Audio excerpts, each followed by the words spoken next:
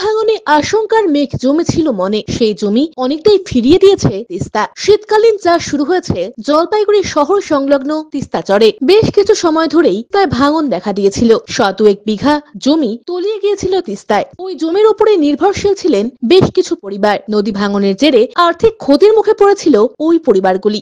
এবার সেই জমির অনেকটাই আবার উদ্ধার হয়েছে। মটরশুটি, বরবটি, বেগুন সহ একাধিক আনাজের চাষ ফের শুরু করেছেন তিস্তাপাড়ের কৃষিজীবীরা। সুকান্তনগর এলাকার এক যুবক তথা কৃষক বলেন, আমরা হতাশায় ডুবে গিয়েছিলাম, এখন আবার জমি ফিরে পেয়ে নতুন উদ্যমে কাজ শুরু করেছি।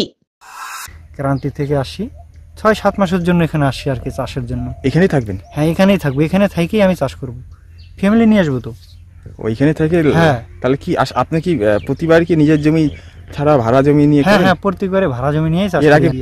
আর এবার জলপাইগুড়ি তিস্তা পাড়ে আসছে? হ্যাঁ হ্যাঁ, ওখানে সব জমি আমার বন্ধ টন্ধ ছিল, সব ভেঙে গেছে নদীতে। এবার এখানে আসছে? হ্যাঁ, এবার এখানে আসছি চাষ। এখানে কি চাষ করছে? এখানে সব আইটেমের আর কি, যেটা যেটা লাগে আর কি, সবকিছুই শীতকালীন ফসল আর কি। অমিত বণিকের প্রতিবেদন, সিসিএন তরাই ডুয়ার্স সংবাদ।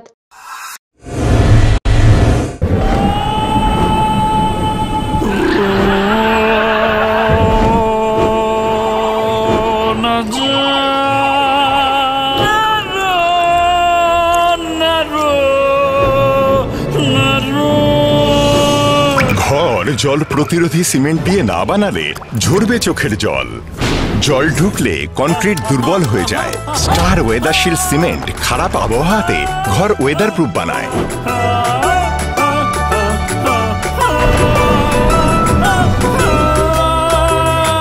স্টার ওয়েদারশিল্ড, জল প্রতিরোধী সিমেন্ট, ওয়েদার প্রুফ ঘর।